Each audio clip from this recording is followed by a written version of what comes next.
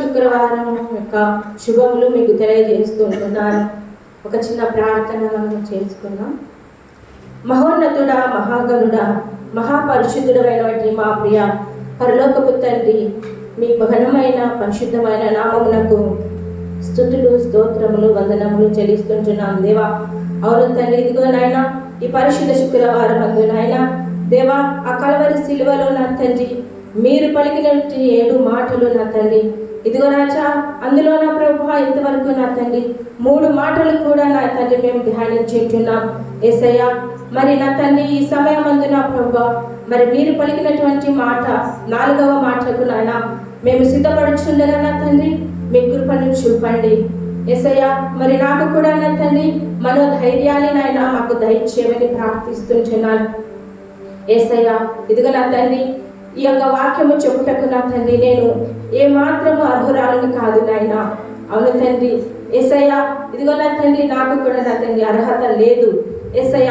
అవును తండ్రి దేవా, మరి నా తండ్రి నేను కూడా నా తండ్రి యేసయ్య మరి మట్టి పురుగునటువంటి నా దాన్ని నాయన యేసయ్య, ఇంత గొప్ప అవకాశం నా తండ్రి నాకు ఇచ్చినందుకు నా తండ్రి నీకే కృతజ్ఞతాస్తుతులు చెల్లిస్తూ యేసయ్య ఆ యొక్క పరిశుద్ధ మాటలు నా తండ్రి నా పట్ల మీరు మాట్లాడమని యేసయ్య, తప్పైతే క్షమించమని యేసుక్రీస్తు పరిశుద్ధమైన నామములో అతి వినయముతో బ్రతిమలాడి అడుగుచున్నాం తండ్రి, ఆమేన్. హల్లెలూయా. మరి 4వ మాట మనం చదివినట్లయితే మరి మత్తయి రాసిన సువార్త 27వ అధ్యాయము 46వ వచనమును మనము చదువుకుందాం. ఇంచుమించు 3 గంటలప్పుడు యేసు ఏలీ ఏలీ లామా సబక్తాని అని బిగ్గరగా కేక వేసెను. ఆ మాటకు నా దేవా నా దేవా నన్నెందుకు చేయి విడిచితివి అని అర్థము. మనము సిలువలో పలికినటువంటి 3 మాటలు కూడా ధ్యానించుకొని ఉంటున్నాం. మరి మొదటి మాటలో దేవుని యొక్క మాట ఏమంటున్నదంటే క్షమించే ప్రేమగా కనబడుతుంది.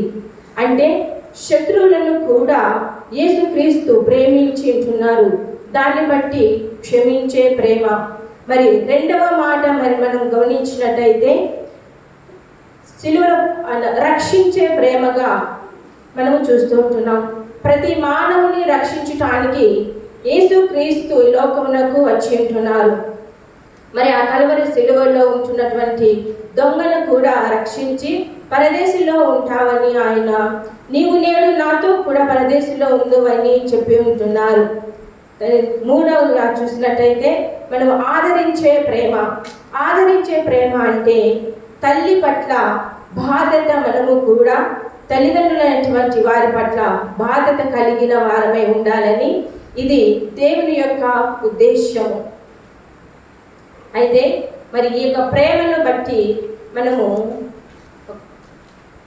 చూసినట్లయితే ప్రేమ, యేసయ్య ప్రేమ, ప్రేమ ప్రేమ ప్రేమ ప్రేమ పవిత్రమైనది, ప్రేమ గాఢమైనది, గాయాలపైన గాయపరచదు ప్రేమ. కన్నీరు కాదు కారుస్తుందే కానీ కన్నీరు పెట్టించదు ప్రేమ. దెబ్బ తింటుందే కానీ దెబ్బ కొట్టదు ప్రేమ. ప్రాణం పెడుతుందే కానీ ప్రాణం తీయదు ప్రేమ. ప్రేమ నా యేసయ్య ప్రేమ ఇది. అలాగే మనము ఇప్పుడు సిలువ ధ్యానాల్లో ఉంటున్నాం కాబట్టి మరి సిలువను గురించి మరి 3 మాటలు. సిలువ అంటే ఏంటి? సిలువ ఎన్ని అక్షరాలు ఉంటున్నాయండి? దయచేసి సహకరించండి. సిలువలో ఎన్ని అక్షరాలు ఉంటున్నాయి? 3 అక్షరాలుగా ఉంటున్నాయి. సి అంటే సి అనే అక్షరములకు అర్థము యేసు ప్రభు వారు సిగ్గుపడకుండా ఆ యొక్క కలవరి సిలువను తన భుజముపై పాపుల కొరకు మోసెను. అవును కదండి. ఇప్పుడు మనం చూసినట్లయితే ప్రతి ఒక్కరు కూడా చాలా సిగ్గుపడుతూ ఉంటారు. ఎందు నిమిత్తం అంటే ఒక ప్రార్థన చేయాలంటే కూడా సిగ్గుపడుతూ ఉంటారు, ఒక పాట పాడాలంటే కూడా సిగ్గుపడుతూ ఉంటారు. మరి సాక్ష్యము చెప్పాలి వాళ్ళు ఎంతో అనుకుంటూ ఉంటారు, కానీ సిగ్గు మనకు అడ్డం వస్తూ ఉంటుంది. అందుకని సిగ్గుపడకుండా యేసు ఆ కలువరి సిలువను తన భుజముపై మోసుకొని ఉంటున్నాడు. మరి రెండవ అక్షరం ఏమంటున్నదంటే లు అనే అక్షరము. లు అనే అక్షరమునకు అర్థము యేసు ప్రభువు వారు లూసిఫర్ యొక్క శక్తులను అణుగత్రొక్కెను. లూసిఫర్ అంటే ఎవరు? సైతాను. సైతాను యొక్క శక్తులను అణుగత్రొక్కెను. మరి మూడవ అక్షరము ఏమై ఉంటున్నదంటే వా అనే అక్షరము. వా అనే అక్షరం నాకు అర్థము ఏమిటి అంటే వదకు తేబడిన గొర్రె పిల్ల వలె మౌనముగా ఉండెను. ఈ శిలువ భారము సారాంశ వారికి కోసం తన్ను తానుగా మనకు వెలుగునిచ్చును. ఇవే శిలువ యొక్క 3 అర్థాలు.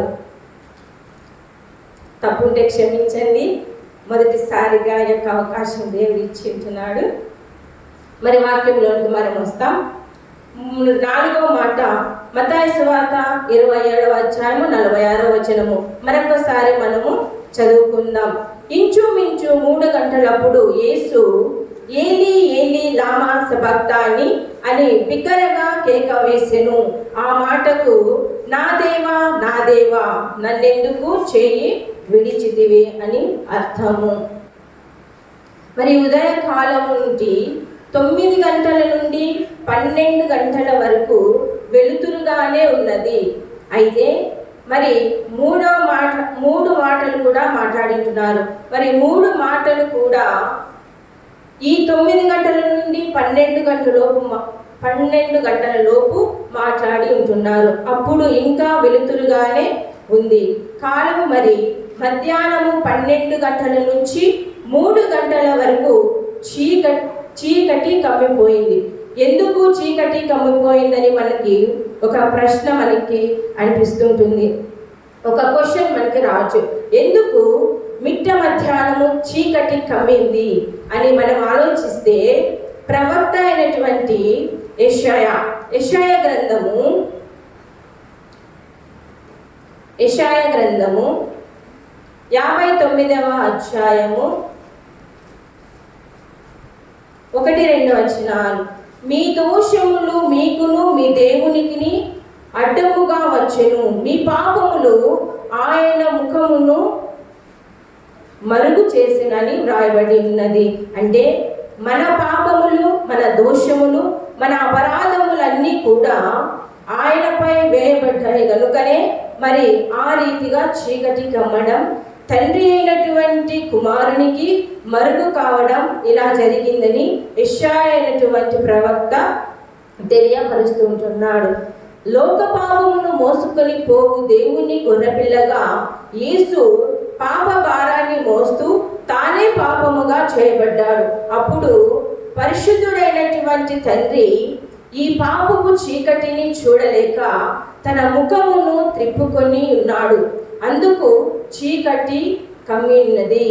అందుకే దావీదు మహారాజుడు కూడా శ్రమలో కృంగిపోయినప్పుడు ఇలాగే ప్రార్థించాడు. ఇప్పుడు కీర్తన గ్రంథము 22వ అధ్యాయము 1-2 వచనాలు మనం చూసినట్లయితే నా దేవా నా దేవా నీవు నన్నేల విడనాడితివి అన్న మాట సిలువలో నెరవేర్చబడినది.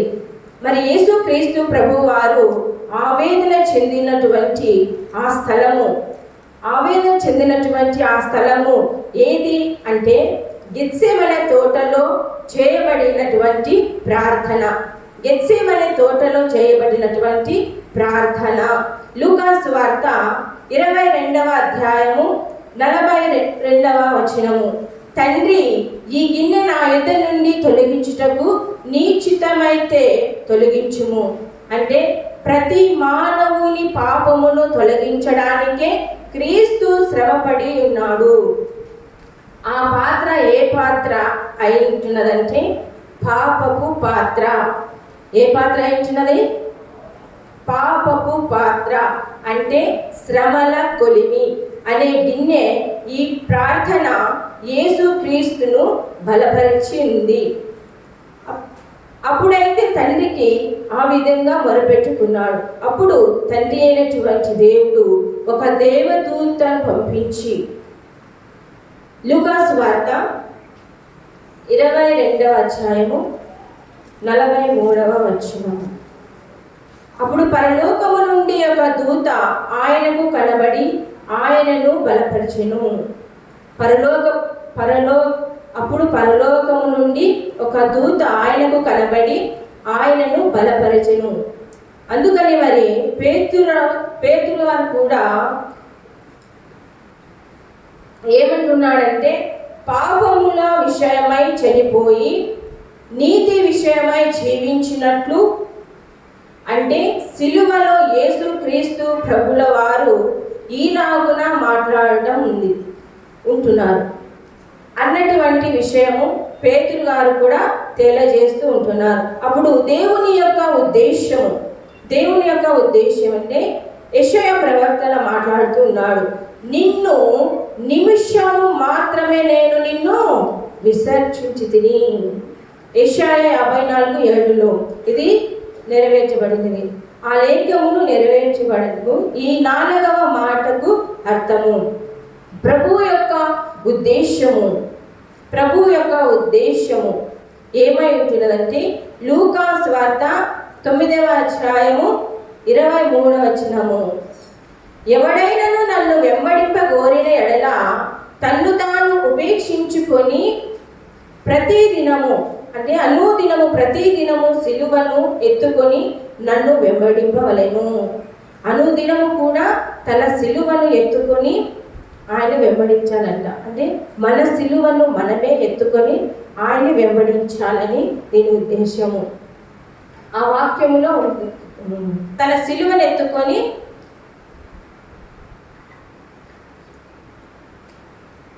వెంబడింపవలెను. ఎప్పటి వరకు అంటండి? అనుదినము. మనం అనుదినము కూడా తన సిలువను ఎత్తుకొని నడవవలసి ఉన్నది. ఆ వాక్యంలో ఉన్నటువంటి మరి తన పిల్లలుగా యేసుక్రీస్తు వారసులుగా మనము కూడా ఆ దినమును ఈ వాక్యమును ఎత్తుకొని, ఈ వాక్యమైన సిలువను మనము ఎత్తుకొని వాక్యానుసారముగా జీవించాలని ఈ యొక్క ఉద్దేశము. మనం ఎట్లు ఉంటున్నాము అని అంటే, సిలువకు శత్రువులుగా ఉంటున్నామా, మరి మిత్రులుగా ఉంటున్నామా అని మనం ఆలోచించినట్లయితే, మరి సిలువకు శత్రువులు ఎవరంటే, ప్రార్థన చేయని వారు శత్రువులు, దేవుని సన్నిధానానికి రాకపోవాడు శత్రువు, దేవుని మాటకు లోబడని వాడు శత్రువు. ఎవరయ్యా మిత్రులు అంటే, ఎవరైతే ఆయన వాక్యానుసారముగా జీవిస్తూ ఆయన యందు నమ్మకంగా ఉంటూ ఆయన చెప్పినట్టు తల్లిదండ్రులను ప్రేమిస్తూ ప్రార్థిస్తూ ఒకరినొకరు ప్రేమిస్తూ ఒకరినొకరు క్షమిస్తూ ఒకరు ఐక్యత కలిగి జీవిస్తారో, సంఘ సహవాసాన్ని చేస్తూ ఉంటారో వారు మిత్రులు. అందుకని తన సిలువను ఎత్తుకొని మనము నడిచేవారుగా ఉండాలని యేసుక్రీస్తు ప్రభువుల వారు చెప్తూ ఉన్నారు.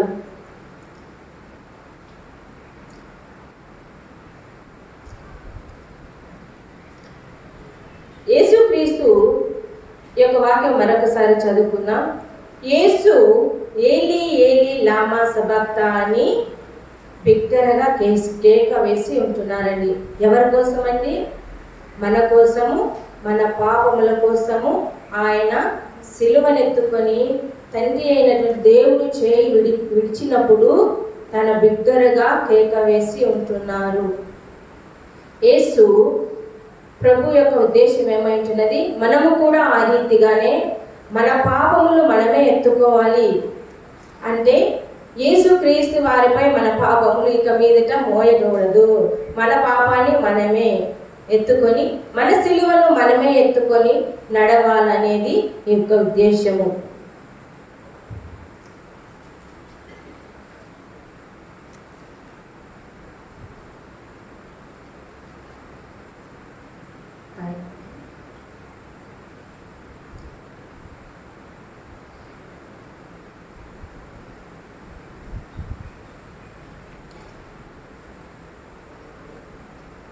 దేవునికి మహిమ కలుగును గాక.